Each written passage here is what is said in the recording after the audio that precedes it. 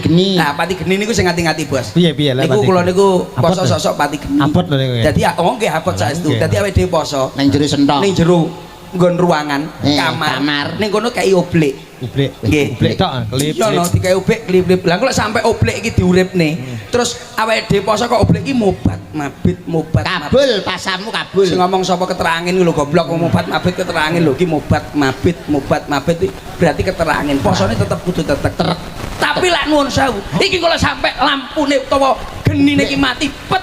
Lah, mesti kabul apa sing dadi panjalukmu mergane lampune mati mak pet mesti kabul. Minyak entek, kowe iki jan goblok tuh kok ning minyak neh diusuri neh lho. Alah, minyak entek. Logikae lho, dhewe logikae. Terus poso Sing dipendem. Nah, kuwi sing luwih abot neh nggon ngonoan kuwi. Sok-sok biasane nek sing lakoni 3 dina 3 ning jero ruangan. Ning jero ruangan dikedhok dipendem dipendem urip-uripan. Urip-uripan tahu aku ndek iki.